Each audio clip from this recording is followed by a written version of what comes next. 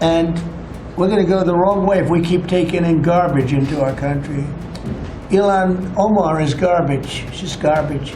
Her friends are garbage. ወደ አንድ አቅጣጫ ወይም ወደ ሌላ ልንሄድ እንችላለን። እናም ቆሻሻን ወደ ሀገራችን ማስገባት ከቀጠልን የምንሄደው ወደ ተሳሳተ አቅጣጫ ነው። ኢልሃን ኦማር ቆሻሻ ናት። እርሷ ዝም ብላ ቆሻሻ ናት። ጓደኞቿም ቆሻሻ ናቸው። እነዚህ ሰዎች እኮ ሰርተውም የሚያውቁ አይደሉም።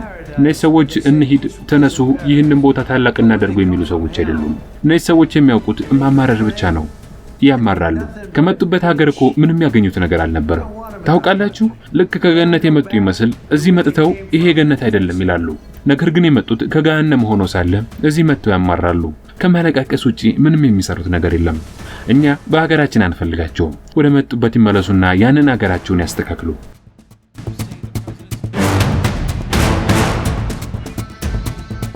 He decided to also hit our communities against each other and attack our community.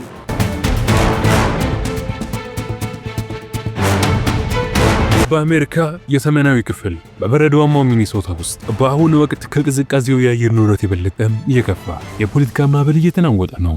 የዋሽንግተን ዲሲ ፖለቲካ እሳትና በሚኒያፖሊስ ጎዳናዎች ላይ የተሰማው የፌደራል ኤጀንቶች እርምጃ የሀገሪቱን እጅግ አንገብጋቢ ጉዳዮች በአንድ ላይ ወደ መድረክ አምጥቷቸዋል። የኢሚግሬሽን ሕግ አስከባሪነት፣ የብሔራዊ ደህንነትና በታሪክ የሰፈረ የአንድ ማህበረሰብ ክብር።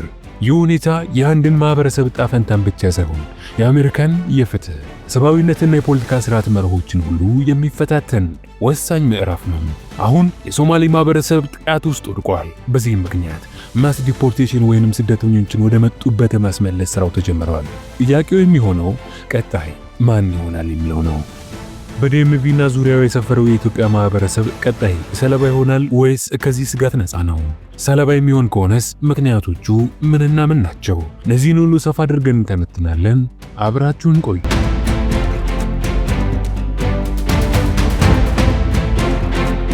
የሶማሊያ አሜሪካውያን ታላቅ ማዕከል ወደ ሆነችው ሚኒሶታ ትኩረትን የሳበው የዩኤስ ፕሬዝዳንት ዶናልድ ትራምፕ በሰፊው የተወገዘውንና አወዛጋቢውን ቆሻሻ የሚለውን ቃል በአደባባይ መጠቀማቸው ነበረ። ቆሻሻ ብለው የጠሩት ደግሞ የሆነን ዕቃም አይደለም፣ አሊያም ደግሞ ግለሰብንም አይደለም።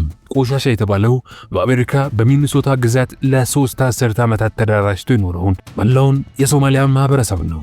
ነገሩ እንዲህ ነው። አንድ ከአፍጋኒስታን የመጣ ስደተኛ ከሳምንታት በፊት በሀገር አሜሪካ በስራቸው ላይ የነበሩ ብሔራዊ ዘበኞችን ይገርላል። ነገሩ በሜንስትሪም በሉት በሶሻል ሚዲያ አልቀረ፣ እጅግ ተራገበ፣ ቁጣንም ቀሰቀሰ።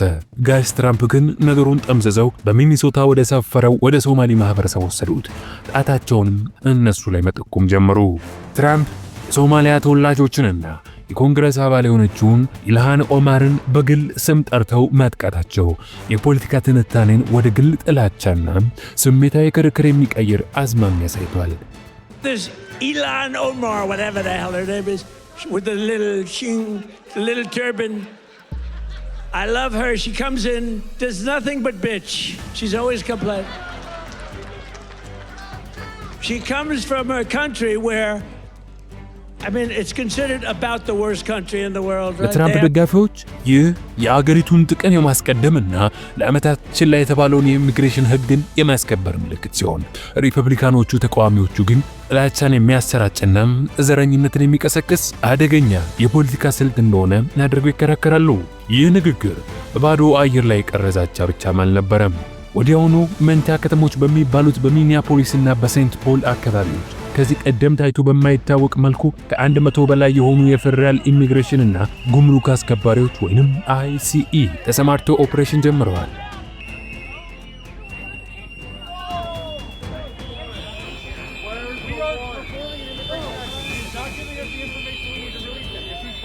ይህ ኦፕሬሽን ህጋዊ መኖሪያ ፈቃድ የሌላቸውንና የመባረር ትዕዛዝ የተላለፈባቸውን ግለሰቦች ለመያዝ ያለመ እንደሆነ ከመንግስት ወገን ቢገለጽም በማህበረሰቡ ውስጥ የፈጠረው ስሜት ግን ከፍተኛ የሆነ የፍርሃትና የመደናገጥ ድባብ ነው።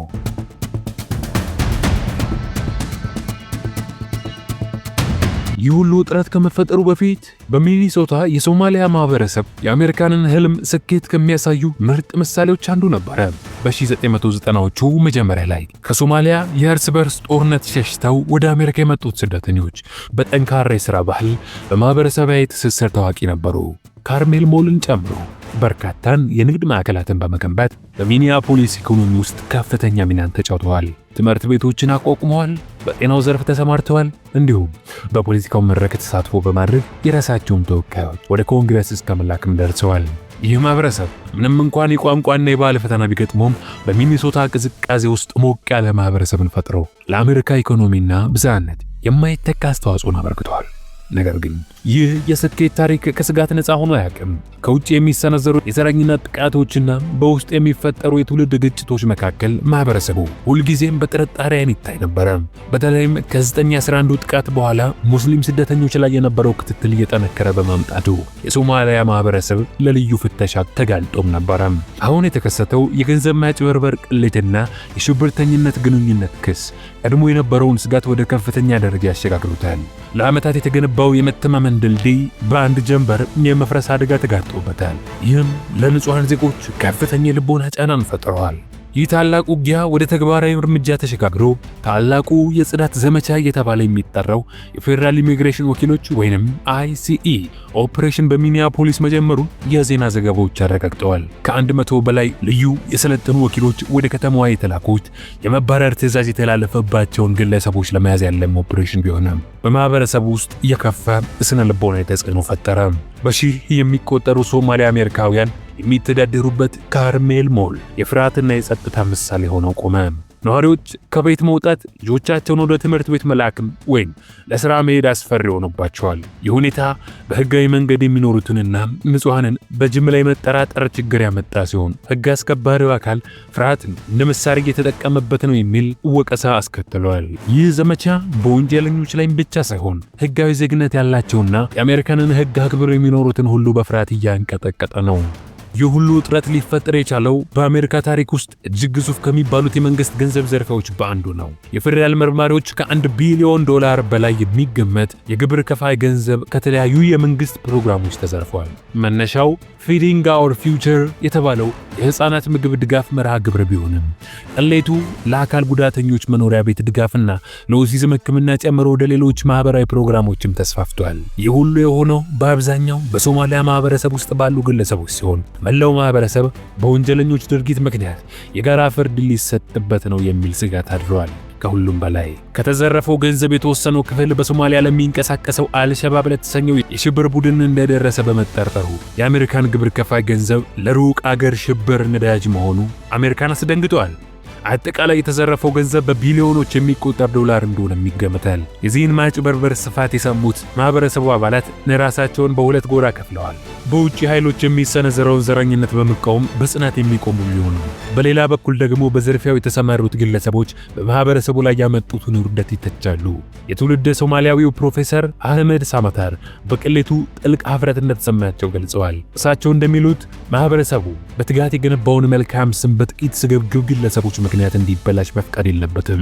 ፕሮፌሰሩ እናም መሰል የማህበረሰብ መሪዎች በሶማሊያ አሜሪካውያን መካከል የወንጀል ተግባር መቃወምና የሕግ የበላይነትን ማክበር እንደሚያስፈልግ በመስበክ በውጭ የሚሰነዘረውን የዘረኝነት ውንጀላ የሚመከቱት በውስጥ በሚደረግ የጽዳት ዘመቻ መሆን አለበት ብለው ይከራከራሉ። ይህ የሚያሳየው ችግሩ የስደተኞች ብቻም ሳይሆን የአሜሪካን የፖለቲካ ስርዓት ሰርጎ የገባ የሙስና ችግር መሆኑ ነው።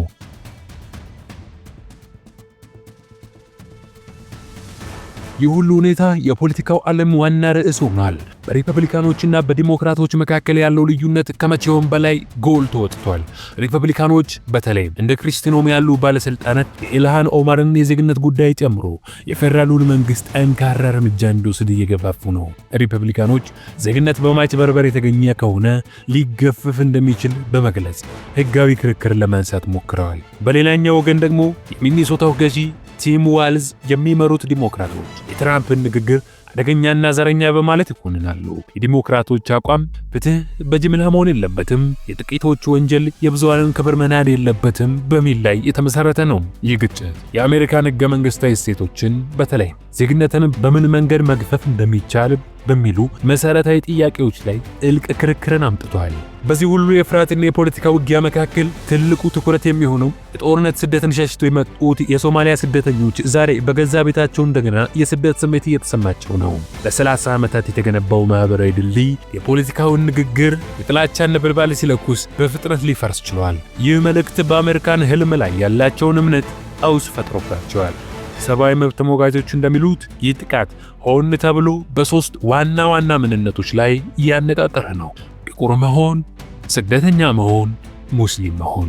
ይህ የጥላቻ ማዕዘን ወይንም ትራያንግል ፖለቲከኞች ህዝቡን ለማነሳሳት የሚጠቀሙበት አደገኛ መሳሪያ ሆኗል። በዚህ ሁሉ ድራማ ውስጥ አንድ ወሳኝ ጥያቄ ይነሳል። ከሶማሊያ ማህበረሰብ ቀጥሎ ጥቃት ሊሰነዘረበት የሚችለው ማን ነው? የፖለቲካ ተንታኞች እንደሚጠቁሙት ቀጣዩ ኢላማ የኢትዮጵያን ማህበረሰብ ጨምሮ ሌሎች የአፍሪካ ሀገራት ሊሆኑ የሚችልበት እድል ሰፊ ነው። በአሜሪካ የሚኖሩ ኢትዮጵያውያን ቁጥር እጅግ ከፍተኛ ነው። በተለይ በዋሽንግተን ዲሲና አካባቢው ወይንም ዲኤምቪ ኤሪያ በስፋት ይገኛሉ። ልክ እንደ ሶማሊያ ማህበረሰብ ሁሉ ኢትዮጵያውያንም ጠንካራ ትስስር አላቸው። ይሁን እንጂ በሀገራቸው ባለው የፖለቲካ አለመረጋጋት ምክንያት በርካታ ኢትዮጵያውያን የጥገኝነትን ጥያቄ አቅርበው በመጠባበቅ ላይ መሆናቸው ጥብቅ የኢሚግሬሽን ፖሊሲ በሚከተለው አስተዳደር እይታ ውስጥ ሊያስገባቸው ይችላል። የአሜሪካ መንግስት የሰነድ ማጭበርበር ክሶችን እንደ ሰበብ በመጠቀም የቪዛ ማረዘሚያ ጥያቄዎችን ውድቅ ማድረግን ጨምሮ የተለያዩ እርምጃዎችን ሊወስድ ይችላል። ስለዚህ በሚኒሶታ እየሆነ ያለው ነገር ለኢትዮጵያውያን የንቃት ደውል መሆን አለበት። የህግ የበላይነትን ማክበርና አንድነትን ማጠናከር ከሚመጣው ማዕበል ለመትረፍ ወሳኝ መከላከያዎች ናቸው።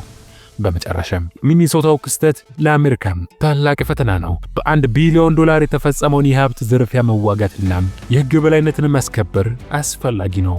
ነገር ግን ይህንን የማስከበር ሂደት በዘር በሃይማኖትና በፖለቲካዊ ጥላቻ ከሸፈነው የፍትህ ውጤቱ በህብረተሰቡ ላይ ጥልቅ ቁስል ሊያስከትል ይችላል። አሜሪካ በህግና በሰብአዊነት መካከል ያለውን ሚዛን እንዴት ትጠብቃለች? የሚኒሶታው የፖለቲካ ውጥረት መሃል መልስ የሚያስፈልገው ቁልፍ ጥያቄ ይሄ ነው። ይህ ታሪክ የአሜሪካን ቀጣይ የኢሚግሬሽን እና የፖለቲካ አቅጣጫን የሚወስን ነው። እስካሁን ደቂቃ ድረስ ስለተከታተላችሁን ከልብ አድርገን እያመሰገንን ይህን ቪዲዮ ከወደዳችሁት መረጃ ሰጪ ነው ብላችሁ ካሰባችሁ ለሌሎች የሚደርስ ዘንድ እንዲያግዘን ቪዲዮን ላይክ፣ ቻናሉን ሰብስክራይብ ማድረጉን አይርሱ። እንዲሁም ያላችሁን ሐሳብ አስተያየትም ከስር በኮሜንት መስጫ ስፍራው ላይ ያስቀምጡልን። በቀጣይ መረጃ ሰጪ በሆነ ቪዲዮ እስከምንገናኝ ሰላም።